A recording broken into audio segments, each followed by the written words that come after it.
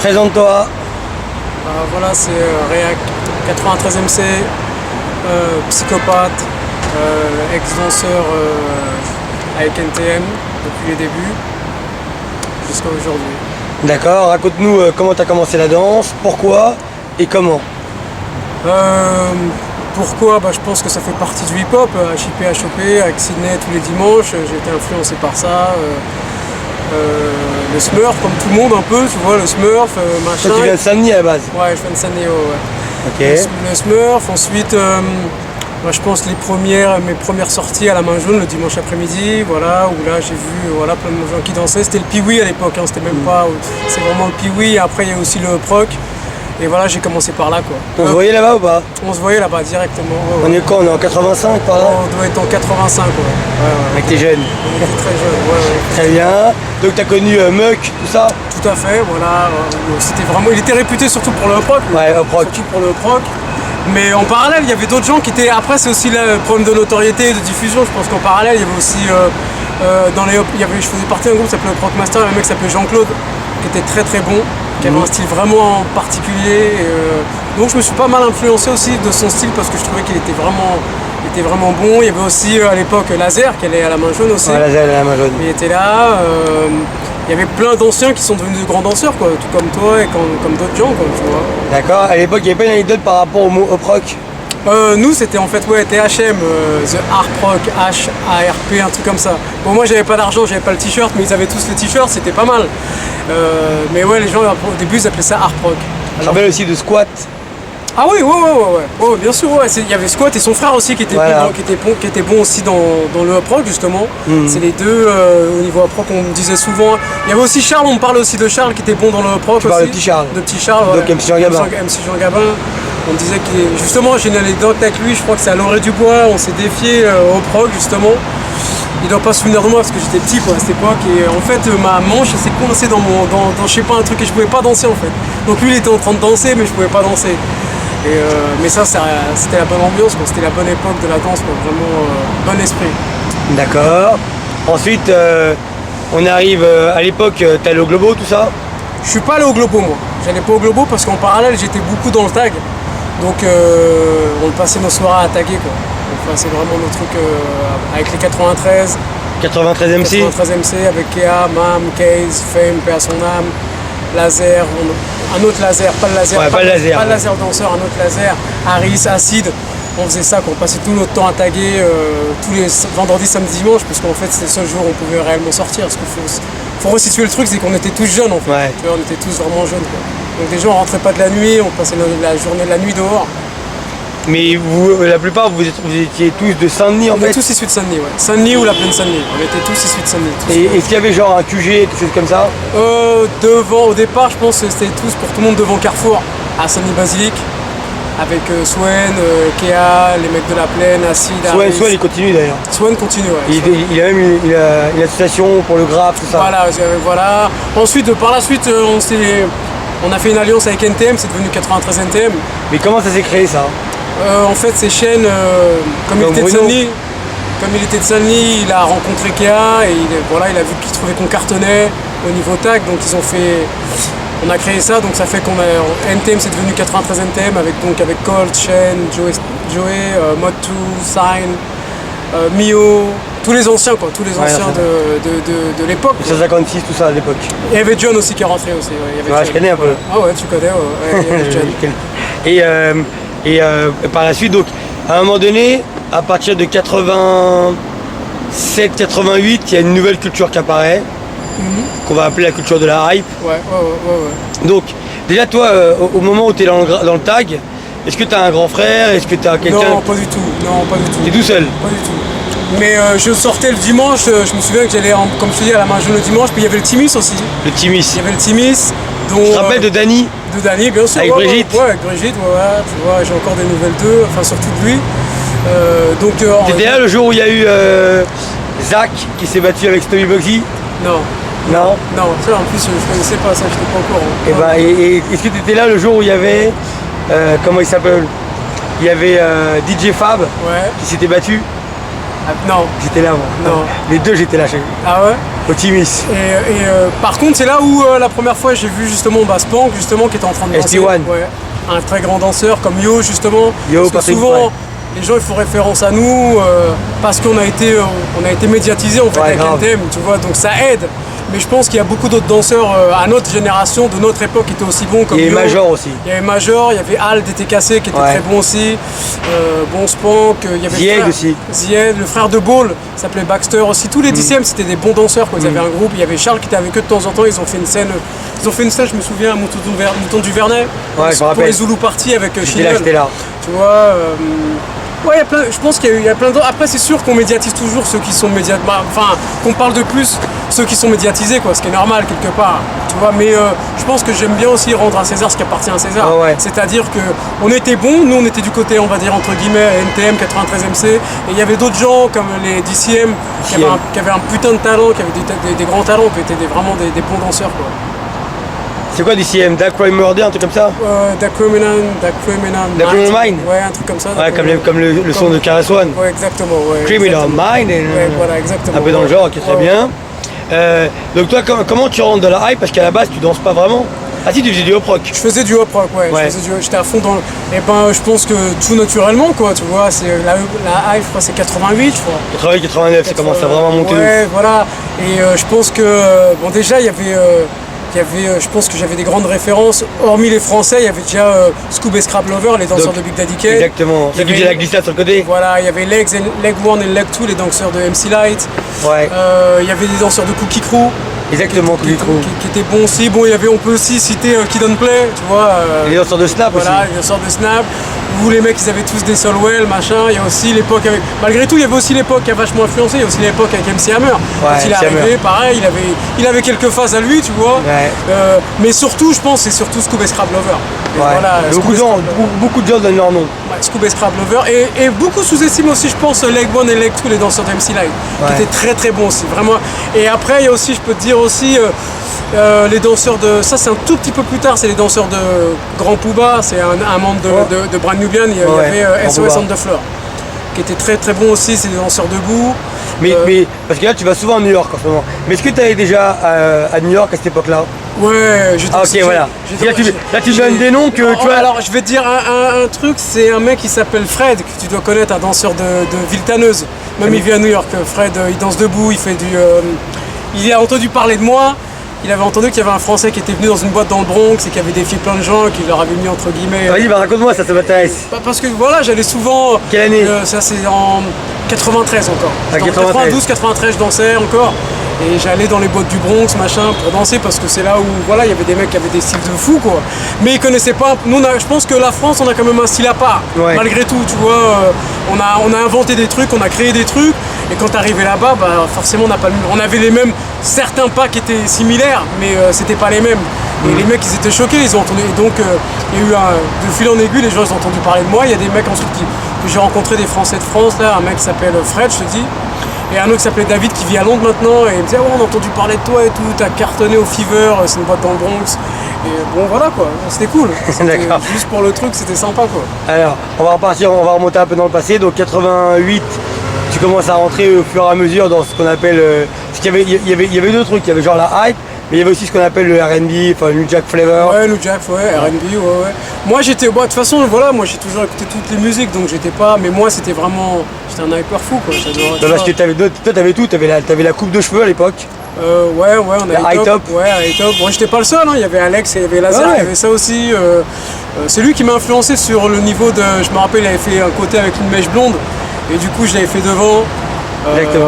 Maintenant c'est marrant parce qu'on voit des Kwame aussi il avait ça à l'époque. Ouais voilà, Kwame, voilà, il y en a plein, même Cuspan il avait ça aussi, il y avait Yo, on a tous été un peu influencés sur les trucs Quinry quoi. Et ce qui est marrant c'est que maintenant au jour d'aujourd'hui on voit les jeunes qui se déteignent les cheveux, qui se font des décolorations et tout. Mais ouais nous c'est vachement... Mais avant 88 c'est pas possible dans le milieu hip-hop de ça. Ouais voilà. Ouais. Et puis même pas que dans le milieu hip-hop, même dans la rue les gens te regardent de travers. Maintenant au jour d'aujourd'hui je vois les gens ils reviennent avec des high top. Ils reviennent avec des couleurs, alors que en 88 les gens te regardaient de travers. Moi je me rappelle, on me disait mais t'as dormi debout avec ta coupe de cheveux qui reste droite, machin. Mais comment ça se passait à Saint-Denis, c'est-à-dire les jeunes de quartier, comment ils te voyaient eux? Bah tu vois, compte tenu qu'en même temps j'étais dans NTM et qu'on commençait à voir ma face un peu partout, voilà, bon, ils trouvaient ça cool. Tu vois, les mecs, tu vois, c'est cool et tout, vous passez à la télé. Bon, les gens ils pensent tout de suite qu'il y a de l'argent, qu'il y a de l'argent à Congo, alors que ça n'a rien à voir. Et puis en plus, nous, c'est une autre mentalité parce que déjà pour nous c'était le plaisir de danser. Ouais.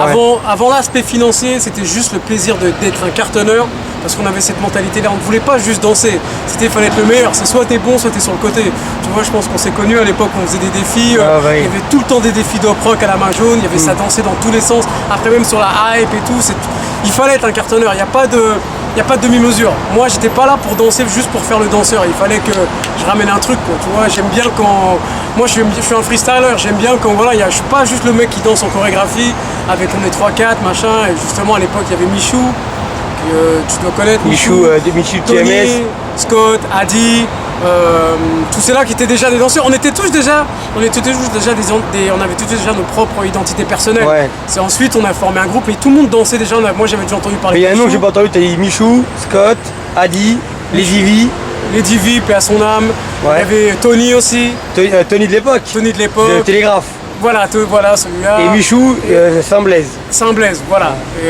Et tout le monde, et Laser donc, et tout le monde avait déjà, même on se connaissait pas, Alex, moi et Laser, déjà on s'aimait pas, déjà qu'on se croisait à la main jaune, on s'aimait pas, je sais pas. Mais comment vous êtes connus, toi et lui, tiens? Bah on s'est connus à la main jaune, mais ça accrochait pas, quoi, tu vois. Parce qu'à l'époque, il faisait partie des Black Wolf. Il était, je sais plus, mais il traînait beaucoup avec Scott. Ouais. Et moi j'étais de mon côté avec des mecs de Stein, justement, avec beaucoup de mecs de Stein, du Clos Saint-Lazare. J'allais à la main jaune avec eux. Et on n'était pas, en fait, on est venus potes par la force des choses.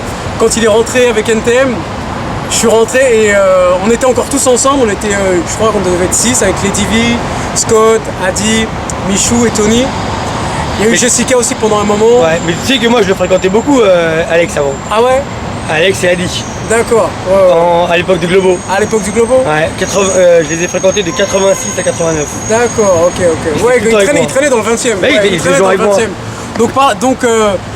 Donc ensuite, de tous ces danseurs-là, il en est resté que 3. C'était le seul noyau, c'était moi, Laser et les Divi. Oh ouais. Donc par la force des choses, on est devenus potes, quoi. On s'est vraiment, tu vois, on a trouvé des affinités, et puis on a commencé à se kiffer, puis à traîner ensemble, quoi. Donc parce que en 88, si je dis pas de bêtises, vous alliez encore à la main jaune. Ouais, il y avait encore. Je me rappelle. Ouais. Et il y avait et là-bas il y avait Petit Charles. Il y avait Petit Charles. Après ils allaient tous au Timis quand la main jaune fermée, ils étaient tous au Timis. Je me rappelle moi. Voilà, il y avait aussi la main bleue, machin. C'était. Moi mon coin c'était souvent la main jaune. Je sais plus pourquoi. Après j'allais aussi au Timis, machin. T'as connu Marlène à l'époque? Marlène, c'est la grosse copine à Ladyville pour l'époque. Non, je me souviens pas. Dans les TMS. Non, je me souviens pas d'elle. Elle a fréquenté tout le temps. Non, je me souviens pas d'elle. Elle c'était 2. Virginie et Marlène. D'accord. Là on est en 85. On est en 85. Non, je me souviens. Virginie, je l'ai connue en 88, je crois. Ouais, 88. Ouais, 88, ouais, je l'ai connue en 88. Et puis voilà, c'est comme ça que. Et donc quand tu commences à te mettre dans la hype, au début, est-ce qu'il y a des gens en France qui peuvent t'influencer ou qui non ou... Non, bah, comme je t'ai dit au début, je pense que nous, ce qu'on avait en retour, c'était surtout la bande à Kemar, à Spank. Ouais, SP1. Ouais, voilà, SP1, il partait souvent à New York. Il allait souvent à New York et il y avait Yo qui avait un putain de style. Yo, c'était un tueur. Il avait un putain de style, un truc au jour d'aujourd'hui que j'ai pas vu. Il avait un truc particulier. Il y avait Yo, il y avait Charles aussi, Baxter. Ces 4-là, ouais, ils étaient vraiment, ouais, c'était bien parce que ça donnait quelque chose. Tu vois, c'est ça qui stimule, c'est que quand t'as quelque chose en face de toi, t'as envie d'être le meilleur. Et eux, ils nous ont vachement stimulé dans ce sens-là, quoi. Parce que c'était très bon. Kemar, tout ça, que Span était très en avance avec Yo, était très en avance sur leur flow, sur la technique de danse, la musicalité et tout. SP1, je me rappelle, vraiment, c'est le premier que j'ai vu SP1, moi, vraiment faire de la hype. Vraiment, ouais. Pour moi, c'était le premier. Il y avait aussi d'autres gens à l'époque. Il y avait aussi une bande avec un mec qui s'appelait Christophe. Il y avait Petit Charles aussi, qui allait souvent en Allemagne aussi, qui ramenait. Il y avait un groupe, je sais plus comment il s'appelle, il y avait un groupe là-bas. Mais comme je te dis, il y avait aussi un autre groupe qui s'appelait Christophe. Ils avaient tous des high tops, ils étaient tous grande taille. Je sais. Rappelle-moi d'eux. Ça, c'est vers l'époque du Bobino, je crois. C'est vers l'époque du Bobino. J'allais arriver au Bobino là. Voilà. Et ben les mecs, ils étaient pas mal aussi. Vraiment hype, vraiment ce qu'ils appellent à New York la running. C'était plus, nous on appelle ça hype, mais eux ils appellent ça running. C'est-à-dire ils avaient un bon style. Parce que même Tony, il était fort, Tony. Ouais. Tony, il était à fond dedans. Tout le monde avait son propre style malgré tout. Tu vois, tout le monde avait sa propre personnalité, son propre flow. Personne cherchait. même entre nous, on cherche à être les meilleurs malgré tout. C'est ça qui crée la stimulation, qui crée une émulsion dans la danse, c'est d'être... pas tu défies ton pote, c'est juste, tu vois qu'il est bon, t'as envie d'être à son niveau, tu vois ce que je veux dire. Et c'est ça qui rend le truc intéressant, quoi. D'accord. Donc à un moment donné, est-ce que tu peux nous raconter la génération du Bobino? Bobino qui se trouvait dans le 15e. Le 15e à Métro Gaîté. Voilà, énorme. Énorme. Ouais, quand tu rentrais, c'était... tu rentres, il y a un avion, je crois qu'il y a, un avion. C'est Jida qui est à l'entrée. Voilà, il y a Jida qui est à l'entrée, il y a tous les Buffalo, je crois, c'est l'époque des Buffalo. Tu rentrais, t'étais le plus heureux du monde. Voilà, je pense qu'il y a deux grosses étapes dans cette période. Il y a le Bobino, il y a en même temps qui tournait, il y a aussi le Chapelet. Le Chapelet. Rue Chapelet à la Fourche. Le Chapelet, c'était... Avec les Black Soli. Mais je te voyais aussi à la Java. Il y avait la Java aussi, ça c'est à Belleville, je crois, c'est ça? Ouais, Belleville, la Java, la locomotive. La locomotive. Et il y avait... Il y a quoi d'autre? Je l'ai vu au Palace aussi. Au Palace. Les après-midi, il y avait les après-midi du Palace. Et le soir aussi, il y avait les soirées du Palace. En parallèle, je pense qu'il y avait aussi les bains-douches, où il y avait des trucs aussi là-bas. Mais vraiment, le Bobino, ça a été le Wiz, on appelait ça, non? Ouais. Le Wiz. Ouais, le Bobino, c'était The Boîte, parce que ce qui est bien, c'est que culturellement, ça réunissait pas juste des gens du hip-hop, malgré tout, ça réunissait aussi des gens de la mode. C'était le Roxy, quoi. Ouais, voilà, exactement. Et puis ça durait tout. Il y avait Molski au platine, ça passait des soirées, des sons de malades. C'est là-bas qu'il y avait les danseurs de Snap qui sont venus. Tout à fait, voilà. Et il y a même Big Daddy Kane quand il a joué à l'Élysée Montmartre. Ensuite, il est passé au Bobino avec ses danseurs. Dédicace à Tony pour celle-ci, parce que c'était un grand fan de Scoop et Scrap. Nous, on était fans de Big Daddy Kane. Ouais, tout le monde. Mais Queen tout le monde. Latifah, Ouais, tout le monde. Kane. Voilà. Il y a les danseurs aussi de Queen Latifah, tu vois. Si tu me rappelles aussi les danseurs de Queen Latifah, ça. Donc, et je pense qu'en parallèle, on tournait sur 3-4 boîtes en même temps, je crois. Parce qu'un danseur, c'est pas juste un mec qui est sur scène ou quoi que ce soit, c'est surtout en boîte que tu prouves que. C'est clair. Déjà, c'est là que tu t'entraînes le plus. Parce que quand tu resitues le truc, c'est que nous, il n'y avait pas internet, il n'y avait pas tout ça, quoi. Donc tu t'entraînes, tu sors tous les soirs, en fait, c'est pour danser, pour t'éclater, mais pour t'entraîner par ailleurs en même temps. Il y avait Yo MTV Rap et voilà. Rapline. Voilà, mais il fallait avoir le câble. Il fallait avoir le câble. Moi, c'était Valou la relou qui me passait les cassettes d'MTV. Je vois. Les Atlan. Voilà. D'accord. Et toi, cette génération de Bobino, c'est là qu'on voit Lio. Tout à fait. Voilà, on voit même Stomy Bugsy qui danse à l'époque. Stomy Bugsy. Il rappelle comment ça. Il y avait les Little MC. Voilà, Little MC. Je crois, Little MC, c'était un Atomic Breaker. Atomic, c'est Fabrice. Breaker. Ouais, voilà, Fabrice, c'était Sulubi. Stomy Bugsy, moi je me souviens l'avoir vu danser à l'époque justement au Mouton du Vernet, ils sont des parties. J'ai aussi défié justement Passy à l'époque. Passy qui dansait pas le. Enfin, c'était pas un rappeur à l'époque, on avait tous d'autres attributions. On s'est croisés un jour au Trocadéro où on a fait un proc. Passy de Maison Alfort. Ouais. Non, Passy, le Passy de Ministère. Ah, Passy, j'ai confondu avec Happy Solar. Ouais, non, Passy. Passy, de Sarcelles. Passy, Passy de Sarcelles. C'est pour ça qu'en fait, tout le monde un peu se connaissait déjà, malgré tout. Même si après on a grandi ou même si on se remet pas tout de suite les visages dessus. T'as connu Tex, tout ça là? Oui, bien sûr, TSB.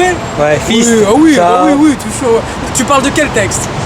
Tex, c'est le grand Renoir avec les lunettes. Oui, bien sûr, ça c'est les TKC. Non, c'est les. Je sais plus c'est quoi. Les mecs de Montmartre. Là. Les mecs de Montmartre, ouais, bien sûr, Tex, tout ça, Stuffy, machin. Les Abbesses. Les Abbesses, mais il y a aussi l'autre Tex, c'était le danseur des TSB avec. Avec Tony. C'était un pote à Tony, ça, non? Et il y a aussi, comment il s'appelle David Collat. Non, il est dans mon Facebook, tous les TSB, c'était à la main jaune à l'époque, on était là, ils dansaient tous, il y avait tout le temps. De toute façon, c'est simple, tous les dimanches, tu peux être sûr qu'il allait avoir un gros défi. Quand ils commençaient à mettre des musiques, Pop on the Volume, Draki, machin, voilà, ça partait dans tous les sens. Et c'était pas proc de Kaira, machin, où ça partait en pogo, c'était vraiment tout le monde allait sortir ses meilleurs esquisses et c'est ça qui était mortel. T'as connu Fox? Oui, bien sûr, Rodrigue. Je crois qu'il s'appelle Rodrigue. Oui, Rodrigue, mais qui est toujours avec Actuel maintenant. Ouais, mais il y a un autre Fox qui faisait du hop rock à Villejuif. Non, Rox. Ouais, Rox. Excuse-moi. Ouais, c'est Rox. Ouais, Rox. Ouais, j'ai connu. Lui aussi, il était fort au hop rock. Il était à fond dans le hop rock. Mais c'était vraiment. Moi, j'ai kiffé cette danse. Au-delà, j'ai vraiment kiffé parce que tu peux vraiment sortir des phases de dingue. Et c'est vrai que Squad, j'ai vu aussi danser. J'ai trouvé qu'il avait un bon hop rock. Muck aussi. Mais le mec vraiment qui m'avait perturbé à l'époque, c'était ce mec-là, Jean-Claude. Le mec, plus il était grande taille, et c'est toujours pas évident de danser quand t'es grand en fait. Tu vois, c'est pas délicat, mais ça rend le style différent quoi. Et là, j'ai découvert le hop rock avec Beat Suite ou Up Rock de Rock City Crew. Ah, je sais pas, ça c'est une bonne question, je sais même pas en fait. Je sais même pas comment c'est venu. Je crois que c'est longtemps après que j'ai vu Beat Street, je crois, en plus. C'est longtemps après quand il se défile dans le métro et tout. Ah ouais. Ouais, je crois que c'est longtemps après que j'ai vu ça. Battle Cry. Ouais, ça c'est longtemps après quoi. D'accord. Au moment où tu rentres dans les NTM, donc vous êtes 6 danseurs. Ouais. Ça se passe comment? Il y a un travail commun, il y a une salle d'entraînement. Ouais, on se donnait rendez-vous, on s'entraînait tous à la plaine Saint-Denis en fait. Il y avait une salle, parce qu'il y avait une salle à Saint-Denis. Il y avait une salle à Saint-Denis, mais là c'était beaucoup, là c'était les actuels. Il y avait Nabil, enfin maintenant qui est quintessent, je crois. Ah ouais, Nabil, il y avait Xavier, big up à lui. Bon, il y avait Gabin aussi, big up à lui. Karima, machin. Mais nous, on était à la plaine Saint-Denis, on était à la plaine Saint-Denis. Donc c'était une autre salle. C'était une autre salle encore. Ouais, c'était une autre salle. Et c'était, je sais plus, je crois le jeudi ou un truc comme ça, c'était à 18h. Bon, personne n'arrivait vraiment à l'heure. C'était parce que nous, on n'a pas, tu vois, je pense que nous, on prenait ça vraiment plus comme du fun. On s'est jamais pris vraiment au sérieux, quoi, tu vois. Nous, ce qu'on voulait, c'était juste kiffer de danser, en fait. Donc, mais on était, comme je te dis, comme on était des danseurs vraiment en boîte. On n'était pas réguliers, il faut venir à 18h à la salle, tout le monde arrivait un peu en retard, on venait pas des fois, machin. Et je pense qu'à un moment, les autres, ils en ont eu marre et ils ont dit bon, on va prendre les 3 plus sérieux. Enfin, je sais pas si on était vraiment les plus sérieux, mais visiblement, on devait l'être.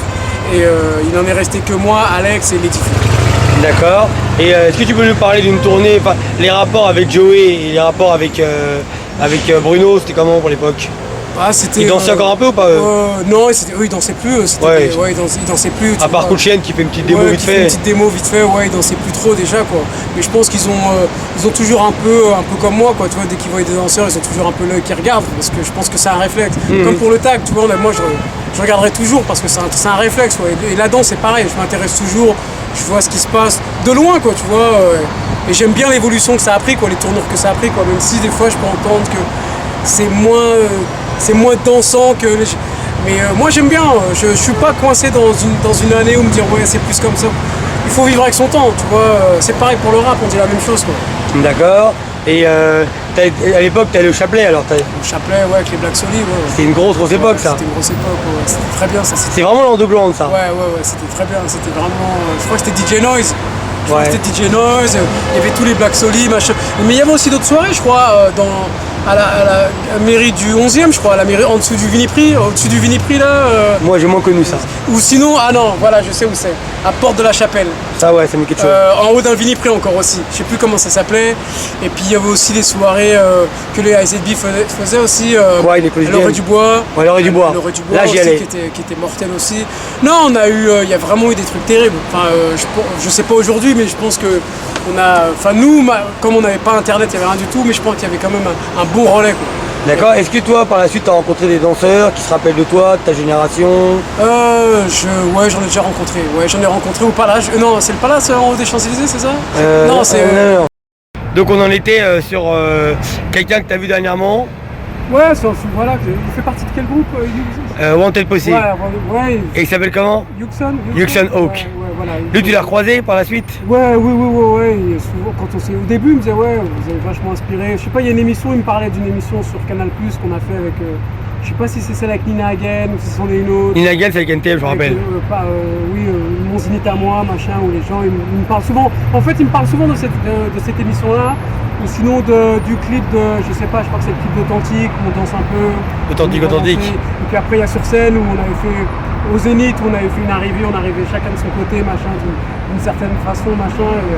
Et souvent les gens me parlent de ça, quoi. Ouais, c'est un rêve que les gens me parlent de ça. D'accord, mais ça se passe comment au niveau de tes amis au moment où NTM ça monte, toi ton blaze, t'es plus qu'un simple danseur, t'es réac, donc tu deviens important. Réac et Laser, vous êtes le binôme phare. Et même si il y a les Divi, mais c'est vrai que pendant longtemps on disait tout le temps Réac et Laser. En fait mes potes sont déjà eux-mêmes sont dans 93 NTM, donc déjà eux-mêmes ils ont leur activité, ils sont aussi connus. Il y avait Kea qui faisait pas mal de trucs, il y a Swen, Mam qui cartonnait à fond aussi. Donc ils prennent, tu sais, quand tu vis le truc à l'intérieur, tu vois pas comme les autres à l'extérieur, tu vois ce que je veux te dire. Donc pour eux c'était à la rigueur, des fois ils se moquaient de moi, tu vois ce que je veux dire, parce que pour eux ils prennent pas ça. On n'a pas le même vis-à-vis de l'extérieur du groupe que quand tu es à l'intérieur du groupe. Et eux, ils voyaient ça normal, quoi, tu vois. Même quand c'était pas, ça les choquait pas plus que ça, quoi. Tu vois ce que je veux dire. Est-ce qu'il y a un groupe, est-ce qu'il y a un danseur que à un moment donné, vers les années 90, 91, 92, qui t'a interpellé, qui ça te parlait, ou en France? Je je t'ai dit, les mecs que j'ai rencontrés là, Frédéric là, je sais plus comment il s'appelle, Frédéric, il vit à New York aussi maintenant. C'était un mec d'Épinay ou de Villetaneuse. Mais est-ce que genre quand t'allais au Bobino ou quand t'allais au Chapelet, il y avait genre un danseur, t'avais bien testé avec lui sur le truc? Non, c'était, il y avait après, je crois que c'est eux, non, c'était pas comme ça, c'était. Ouais, bon enfant. Ouais, c'était bon esprit. Ouais, c'était bon esprit. Il y avait pas ce genre d'ambiance là réellement. Non, Ouais. je me souviens pas. Là tout de suite, je me souviens pas, mais non. C'est la génération Gangstar, Chapelet de ça. Ouais, voilà. Je crois que juste un peu après, c'est la génération à Walid, je crois, la génération. Ouais, exactement. Juste un peu après, plus vers, on va dire. Ouais, 91, 92, c'est Walid. Ouais, c'est leur génération qui commence à arriver. Moi j'ai connu Walid en 91. D'accord, ouais, voilà. Un très grand danseur aussi, big up à lui. Toute son équipe, Paris, Léo Possi, Walid, exactement. Orange, ouais. Momo, il y avait Scorpio. Voilà, exactement. Voilà, c'est après nous, ils arrivent juste après nous. Nous, on est la génération, je pense qu'on doit être la deuxième génération, ils sont la troisième, je crois. Toi tu penses que la première génération c'est qui? La première SP1, DCM, Petit Charles, tout ça? Non, parce que je pense. Ah, tu parles de première génération par rapport à la hype ou par rapport au milieu hip-hop? On va dire, si je par rapport à la. Par rapport à la hype, t'es la première génération. Ouais, alors, mais je pense, moi je regroupe là, tu sais, j'ai jamais classé danse, hip-hop, machin. Je pense que la première génération, c'est les PCB, tout ça. Exactement, c'est ça. Nabil, Xavier. C'est ça, PCB. Voilà, j'ai pas tous les noms en tête, Gabin, tout ça. Le Baco Rabanne, tout ça. Voilà, de la salle Coparabane, et qui continue encore aujourd'hui. Bah, si tu faisais du hop rock en 85 à la main jaune, tu fais partie de la première génération. Ouais, mais en plus, moi j'étais vraiment pas dans le. Déjà, j'avais même pas les termes, là j'entends même les termes aujourd'hui, top rock ou machin, ou spinhead ou whatever. Nous c'était brut de chez brut, il n'y avait pas de nom. Si tu sais danser, danse. On va pas dire, fais-nous un HIP. À part une coupole peut-être. Ouais, voilà, peut-être le mot coupole. Mais je me suis tenté aussi au break. J'allais aussi à la salle de Samy, je me rappelle, il y avait Nabil, tout ça. Je me suis tenté au break aussi. Bon, c'était pas pour moi, quoi. Tu vois, il y a des trucs, tu sais, que c'était pas pour toi, quoi. Je vois. Vers 1993, c'est le moment où tu commences à aller à New York ou t'allais déjà avant? Non, la première fois que je suis allé, c'est en 91 avec NTM, on avait fait un concert. Ouais, à New York. Ouais. C'est la toute première fois. C'est-à-dire que genre il y avait le concert et toi après t'allais directement au club? Est-ce qu'on est sorti Non, on n'est pas sorti. On est resté une semaine ou 2 semaines, je sais plus, mais on n'est pas sorti. Moi j'ai fait 18 ans, quoi, tu vois, donc tu prends New York et tu prends une baffe, quoi, tu vois. Et en plus c'est la veille, je pense qu'un peu avant on avait fait une représentation pour le film New Jack City à la salle Wagram. On avait fait avec DJ. Qui sort en 91, exactement. Ouais, ça sort en 91. On avait fait la représentation de New Jack City, il y avait Joey qui avait doublé la voix d'Ice-T. Et il y avait le DJ Clark Kent qui était venu. Ouais, Clark Kent, c'est la première génération, c'est le DJ de Kool Herc. Exactement. Il y a Clark Kent et MC Coq La Rock. Voilà, exactement. C'est comment je suis bon? Voilà, exactement. Ouais, c'est des noms de l'époque, ça. C'est des noms de l'époque. C'est les premières générations. Il continue à œuvrer, lui, en plus. Hein, je vois sur Instagram, il continue à faire des trucs et tout. Et donc, pour en revenir, la première fois en 91, mais on n'est pas sorti. Je me souviens pas qu'on soit sorti, donc je suis retourné tout seul, en fait. Je suis retourné tout seul, genre 6 mois après. J'ai passé le nouvel an là-bas. C'est Crazy JM, big up à lui, qui m'a donné, d'AZB, qui m'a donné 2 adresses. Il m'a dit tu regardes, machin, et puis j'étais en boîte là-bas tout seul. Et je me suis retrouvé pour le 31 décembre pour moi c'était ma première soirée à New York, c'était avec Funkmaster Flex. Il n'était pas encore connu, parce que c'est en 91. Il animait sur une radio qui s'appelle WQHT, qui est devenue par la suite Hot 97, mais au début ça s'appelait juste WQHT. Et c'était le feu, quoi, tu vois. Et il y avait plein de mecs qui faisaient de la hype, tout ça? Ouais, ça avec des tenues pas possibles. Ça dansait dans tous les sens. C'est de la science-fiction. C'était de la science-fiction. Et ça t'aide parce que ça t'ouvre en même temps, ça t'ouvre l'esprit sur un autre délire encore, tu vois. Ça t'aide. Tu vois, je pense que c'est comme les mecs, tu vois, ils vont en Thaïlande pour les stages de boxe thaï. Ouais. Quand tu vas à New York, c'est la Mecque. Enfin, c'était maintenant, je pense que ça a changé, mais c'est vrai que ça a changé. C'était la Mecque du truc hip-hop. Déjà, c'est simple, quand tu compares dans cette période d'année 91, t'allais pas à Los Angeles pour la danse. Non. Déjà même pour le rap, c'était West Coast, c'était pas trop... c'était pas funky. Bah, c'est la génération Dre, quoi. Ouais, voilà, c'était pas funky là, comme New York. New York avait déjà les références de Big Daddy Kane, MC Light, Cool J-Rap. Electromagnetic MCs. Les mecs dansaient quoi. Parce que tu as parlé d'MC Hammer, MC Hammer c'est plus la Californie. La Californie, ouais. Mais lui, je crois qu'il est arrivé un peu plus tard en plus, hein, quand même. Hein. Ouais. C'est plus. Mais c'est danseuse à cartonner aussi. Ouais. Après, va savoir où il a fait le casting, tu vois, ça, tu vois l'influence. Mais vraiment, pour moi, la danse, c'était vraiment New York, le style de New York, quoi. C'est tout, il n'y a pas à chier. Comme pour le rap, c'est comme pour le rap en fait. Mais toi, est-ce que tu as une anecdote quand tu étais dans les NTM pour l'époque, quand tu dansais? Est-ce qu'il y a eu des moments galères pour toi? Est-ce qu'il y a eu des concerts, c'était relou pour danser? Est-ce qu'il fallait, à un moment donné, il fallait que vous changiez vos chorégraphies parce que peut-être que la technique de la danse est... Non, ça là, on s'accommodait, on va dire. Ouais. Mais la galère réelle, parce que maintenant c'est plus comme ça, c'est que les mecs ils passaient sur vinyle. Donc des fois, si tu fais, je sais pas, tu fais un saut, tu fais de la hype, le disque qui saute, machin. On faisait des shows, chacun faisait un passage à un moment, on faisait un solo.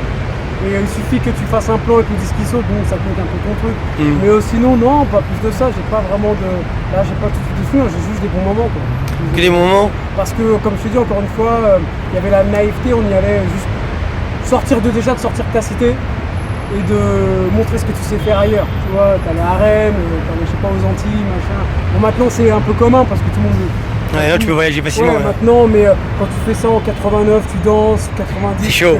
Tu prends tout le monde dans un car Louis Valem et tu pars en mission à Marseille dans un Louis Valem, c'était galère quand même. Mais ce qui est bien, c'est que tu te retrouves, de t'entraîner dans une boîte à Paris ou dans ta chambre en écoutant le Dynasty Style le dimanche soir. Dynasty, ouais, Dynasty. Tu te retrouves à Marseille en train de danser, c'est drôle, c'est quand même... Ouais, ça veut dire qu'en 90, c'est à l'époque où il y avait les Shuriken, les danseurs de IAM qui dansaient, qui faisaient déjà de la hype aussi à l'époque. Bon, peut-être qu'ils étaient là avant, mais en tout cas, c'était un peu les danseurs... C'était la référence de Marseille, mais encore une fois, c'est parce que c'est ceux qui sont médiatisés, tu vois, je veux pas corner n'importe qui que ce soit qui danse à la même époque. Bien sûr. Mais c'était les médiatisés, quoi. C'était eux, les Soul Swing and Radical à l'époque. Ouais, c'est quelque chose ça. C'était en fait, il y avait le frère d'Ayam dans les Soul Swing and Radical. Voilà. Ouais, il y avait exactement les frères d'Ayam. Et il y avait aussi l'autre rappeur, là, comment il s'appelle qui dansait avec eux. Comment il s'appelle ce rappeur qui était dans Freeman. Lui aussi il dansait avec eux. J'ai l'impression que tout mec qui a grandi ou au sein d'un groupe et qui est des danseurs, il finit rappeur. Mais bien souvent, pas mal de danseurs finissent rappeurs. Bah, comme Tupac. Comme Booba à l'époque. Caris aussi. Caris. Stomy. T'as Stomy, t'as les NTM, c'est pas que c'est une démarche normale, mais je pense que... en fait, on vient d'une génération où on touchait à tout en même temps. Tu vois ce que je veux dire? Moi, j'aimais bien aussi derrière les platines. On est, tu vois, toutes les branches du hip-hop, on voulait les accaparer. Tu vois, c'est cartonneur dans la rue, ça veut dire que tu vas taguer partout. Parce que tous les mecs que j'ai connus en train de danser, c'était tous des taggers. C'est pas qu'avant que je sache danser, c'était déjà un cartonneur dans la rue. Yo, la même chose. Yo, il breakait, Yo, déjà. Voilà, donc on a tous... Vraiment, nous, comme on est vraiment entre guillemets la première ou deuxième génération, on a tout pris quoi, comme un packaging, tu vois, on a tout pris. On va pas se cantonner à se faire ça, on va tout faire. Mais c'est vrai qu'à l'époque, c'était difficile pour quelqu'un d'aller voir un danseur et lui dire ce que tu fais, c'est bien. Il y avait les égos quand même. Ouais, il y avait les égos. Mais j'allais aussi, je me souviens que je traînais aussi des fois, je passais à la place, pas Place Carrée, à côté de Place Carrée où les mecs breakaient quoi. Ah ouais, j'allais juste pour regarder par plaisir, il y avait souvent Gabin là-bas. Ouais. Je voyais souvent Gabin. Non pas je sais plus comment un rebeu un peu fou, enfin pas fou mais comment il s'appelait Un peu foufou? Ouais. Avec des marques sous les yeux? Ouais, peut-être. Non, c'est pas ça? Simamed? Ouais, je crois que c'est ça, je sais plus, qui était tout le temps là-bas. Simamed, t'es toujours là-bas. Un peu foufou? Ouais, un peu foufou. Simamed. On est arrivé, voilà, avec pas mal d'acrobatie. C'est où que t'as connu Benji? Tu me l'as présenté à Châtelet, ça doit être en 96, quelque chose comme ça, 95 ou... Tu me l'as présenté à Châtelet devant LTD ou un truc comme c'était LTD ou je sais plus, Urban Music. Je me rappelle, tu me l'as présenté comme le futur où c'était devenu le danseur. Il était tout petit à l'époque. Il était tout petit, Il était tout petit. Le Benji! Parce que Benji, il te connaît bien, Benji. Bah, big up à lui, hein. Bon travail. Moi, j'aime bien ce que font la nouvelle génération. Moi, je suis vraiment ouvert dans la danse, quoi. Tu vois, même si j'entends, on me dit ouais, mais c'est pas la musicalité, c'est... Déjà, il faut respecter le travail du mec, déjà. C'est clair. Déjà, ce qu'il fait, il faut le faire. Moi, je sais que je peux pas faire le quart de ce qu'il fait, tu vois ce que je veux te dire. Mais après, chacun sa génération. Ouais, chacun sa génération, mais moi je suis ouvert. Moi j'aime bien autant voir un mec comme Xavier danser parce que j'adore ce qu'il ramène, le côté funky qu'il ramène. Il a dansé pour NTM lui aussi. Il a dansé pour NTM, et j'adore. Et à côté de ça, je peux voir un mec comme Benji danser ou comme Junior, c'est ça? Ouais, Junior Wanted. Ouais, voilà, Junior de Wanted. Moi, dès qu'à partir c'est beau, moi, ça me plaît, ça me parle, tu vois, c'est de la danse. Après, je vois parce que mon fils il danse et je peux lui montrer Scoop et Scrap Lover en train de danser, ça ne touche pas une seule seconde. Parce que la musique ou la danse, c'est un feeling et on n'est pas capté par la même chose. Lui, tu vois ce que je veux dire? Moi, je vois ce qu'il aime, il va aimer plus les trucs à la Chris Brown, les danseurs comme il faut, comme les Twins. Voilà, c'est normal, c'est normal. On peut pas forcer les gens. Maintenant, je pense qu'il faut juste, il faut que les gens savent que voilà, il y a des trucs étape par étape. Et je pense qu'il faut savoir, il faut connaître. Des générations. Il faut connaître l'histoire. Ouais. Voilà, il faut juste connaître l'histoire et remettre les choses dans leur contexte et comme ils sont. Respecter les anciens, parce que je pense que sans eux, c'est clair. Énormément, comme le même respect qu'on peut avoir pour Dynasty, parce que je pense que sans Dynasty quelque part. À l'époque de Radio Nova, avec la Nelly, à l'époque du Terrain Vague. J'ai grandi avec les sons qui passaient avec NLD, les sons qui passaient tous les dimanches dans le Dynasty Style. Ouais, Style. C'est sur ça que je dansais. Tous. Dans ma cuisine, c'est sur ça que je dansais. Et sinon, c'est tout, quoi, tu vois. Maintenant, là où il est au jour d'aujourd'hui, je sais pas si c'est voulu ou quoi que ce soit, mais il fait partie des piliers du. Ah, c'est clair. Je suis d'accord avec toi de A à Z. Enfin, tous les anciens, pour moi, ils font partie du pilier. Ils ont apporté un truc énorme pour que ça se développe au jour d'aujourd'hui et pour qu'on en soit là. Mais est-ce que tu as remarqué qu'au moment où la hype elle est arrivée, ça a tué un peu le smurf et ça a tué le break? Ouais, mais c'est normal. C'est vrai ou pas? Ouais, mais c'est normal. C'est chaud. C'est normal, mais tu sais, j'ai envie de te dire, c'est comme. Ça c'est normal, c'est comme, je veux dire, le peurin, quand les mecs ils sont arrivés à faire des bigili comme Taz FX, pendant un moment, même si ça a été un effet de mode, on va dire ça a tué, je sais pas, le Sugar Gang Style, tu vois, exactement. Tu vois, c'est normal, parce que... il connaît bien son histoire, mine de rien. Parce que les trucs, voilà, c'est comme ça, ça tourne. Voilà, on laisse place, voilà, il y a eu ça, on laisse place, et puis ensuite, à un moment, ce style-là, il va aussi... on va passer à autre chose, mais le truc du peurin en général, c'est que c'est une boucle, c'est qu'à un moment ça reviendra à la base. Ça revient déjà à la base, on n'a qu'à regarder. Regarde les jeunes aujourd'hui, ils ont des high top, ça veut dire que en fait on est en train de faire le tour. Cyclique.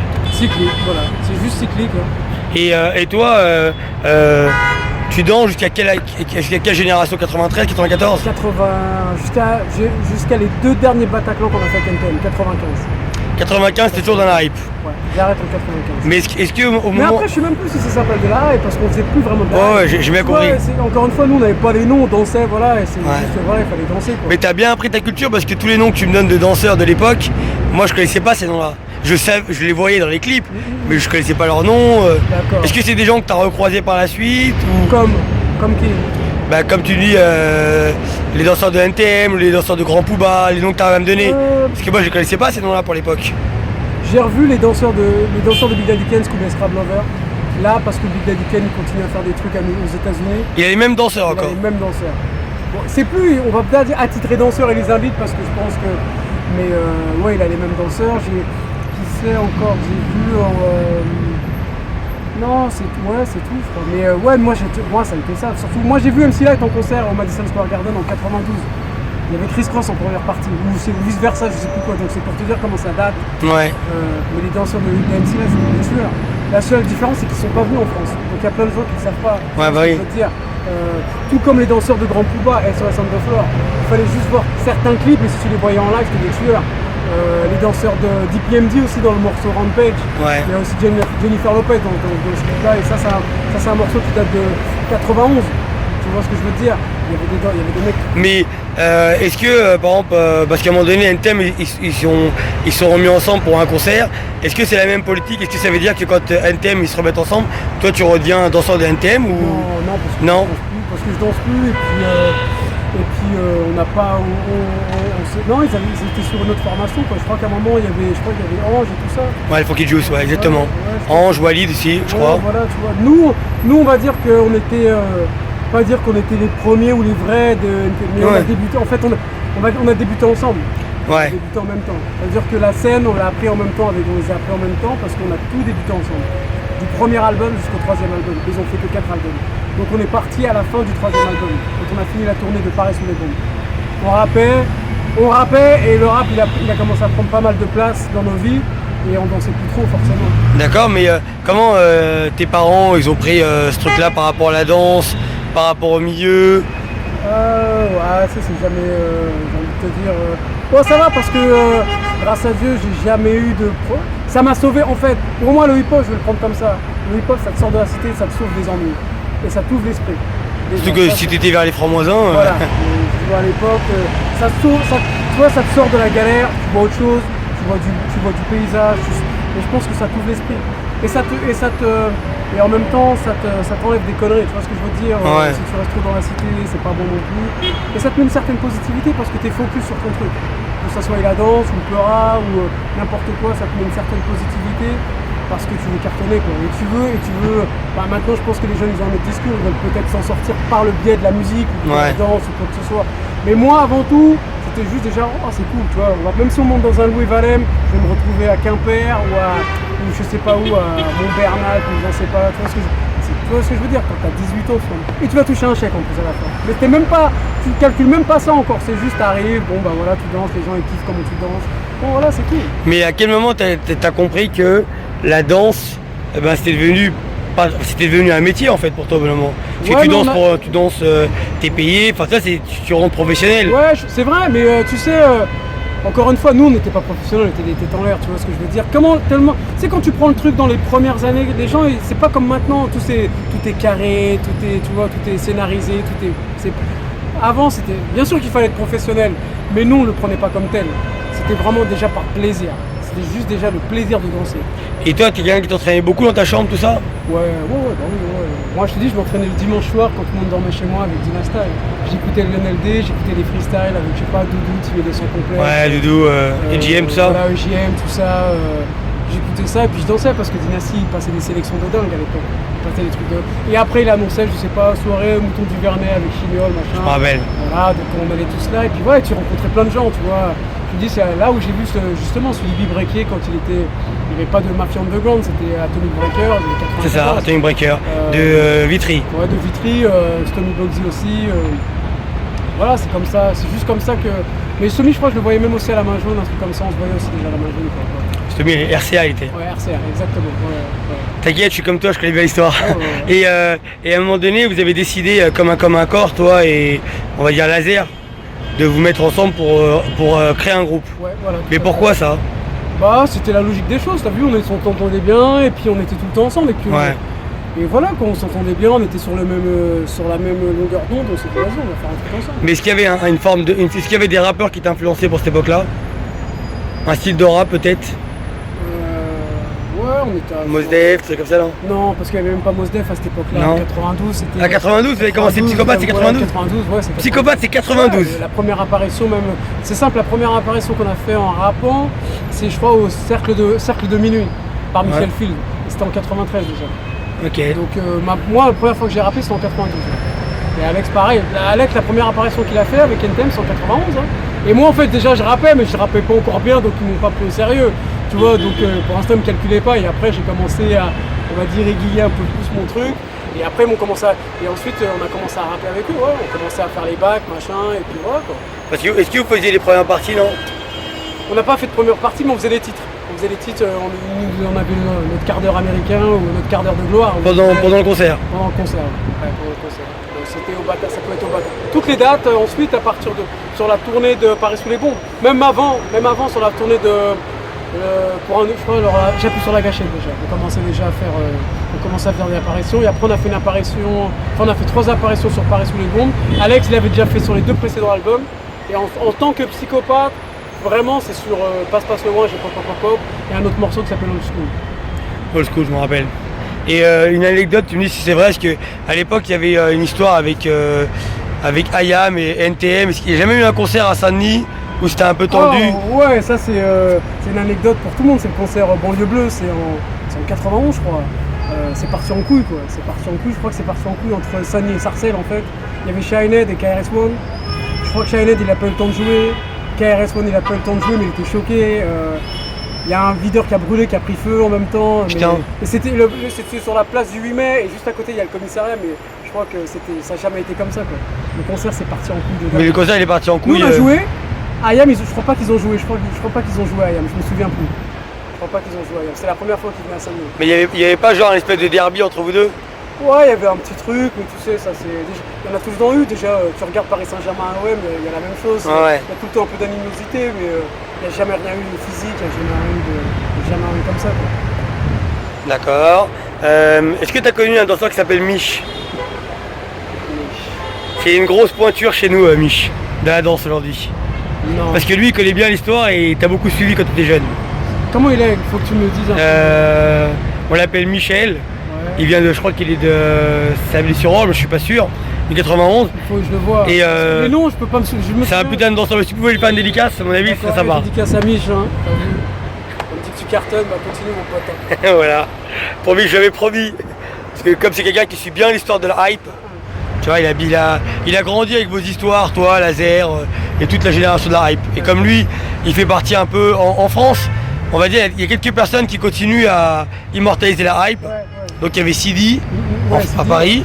Il y avait, comment il s'appelle, Back One. Back One, ouais, j'ai vu. Il est à fond, Back One, c'est difficile de faire mieux.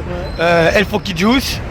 Non, je connais pas. Ange. Oui, Ange, ouais, ok. Ange. Okay. Parce qu'après, c'est vrai que les noms, des fois, ils changent. Ouais, les gens changent. Que je vois encore faire de la hype. JP Custos. Ça me dit quelque chose. Papillon, on l'appelle.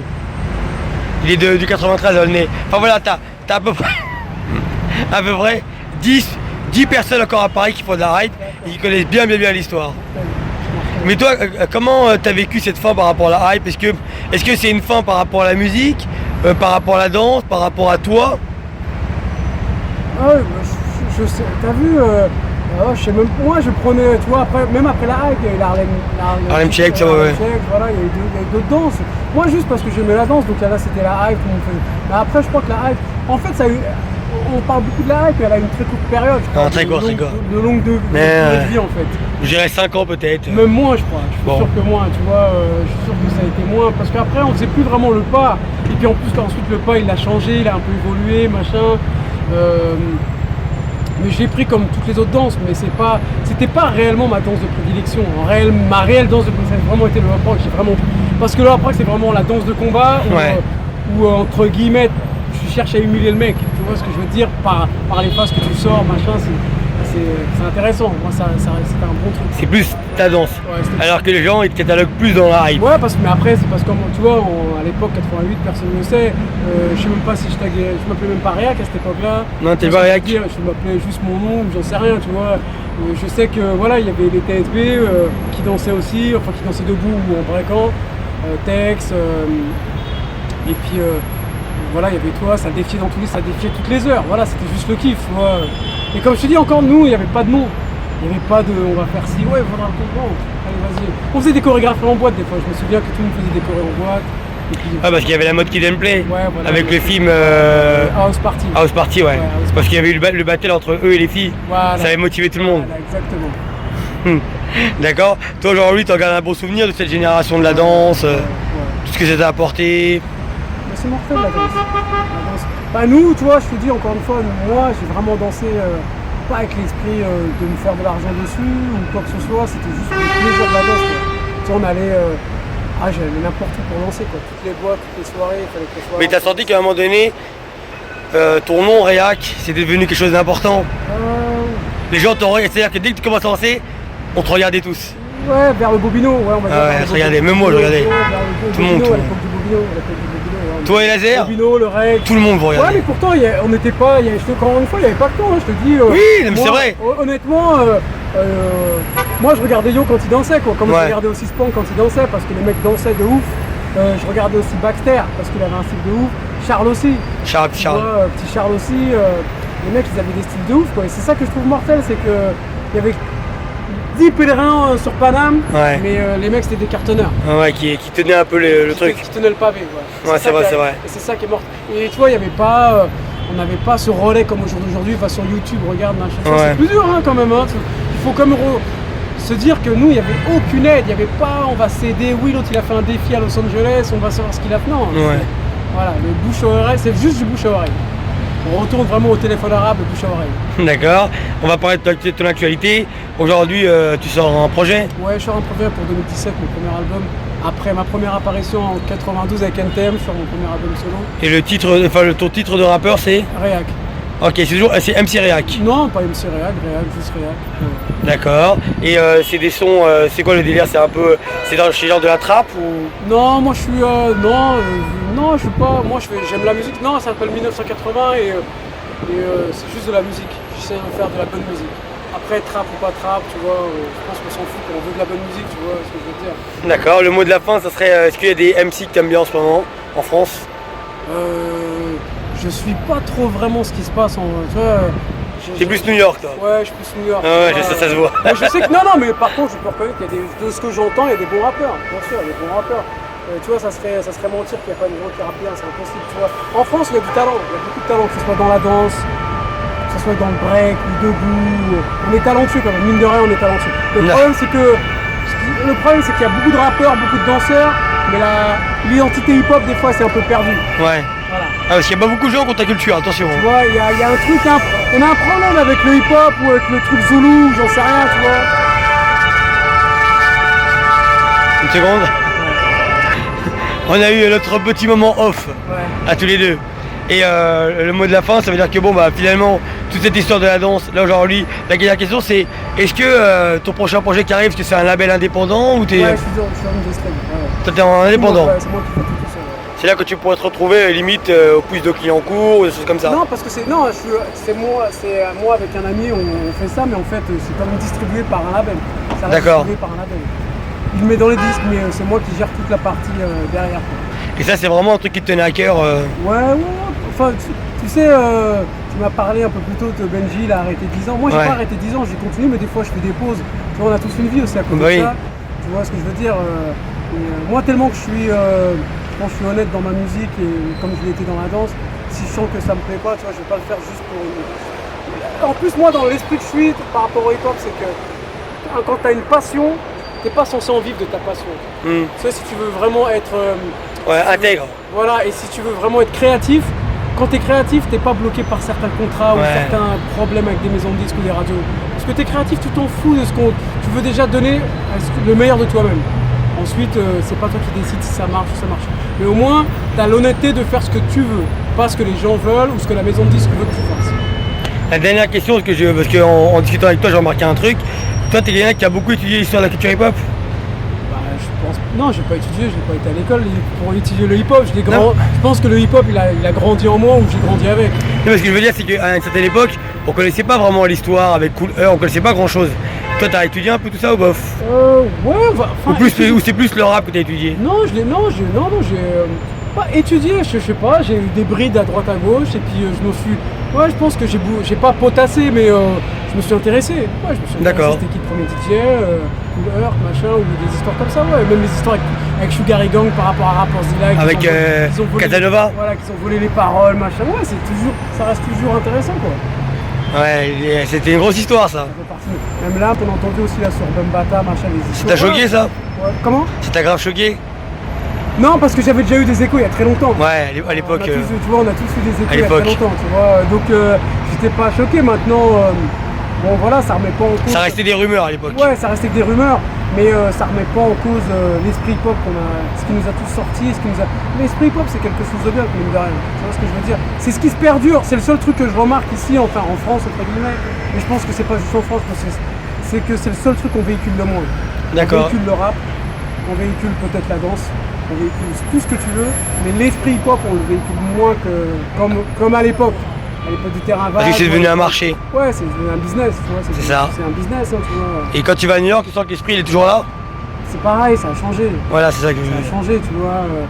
Bien sûr que ça a changé, mais je sais que quand j'y allais en 91, 92, les mecs qui vendaient des mixtapes par terre, machin, des carnets. Bah, c'est la génération Notorious Big, tout ça là. Ouais, voilà, même avant, non, même avant. Ouais, c'était encore Big Daddy Kane, même Kwame, machin, des trucs comme ça. Mais ça a grave changé. Okay. Mais il y a un truc différent, malgré tout. Très bien, le mot de la fin, Réac, ça serait Peace pour tout le monde, tu vois. Soyez hip-hop et continuez dans la danse, cartonnez les gars. D'accord, bah merci à toi en tout cas. Ouais. Peace.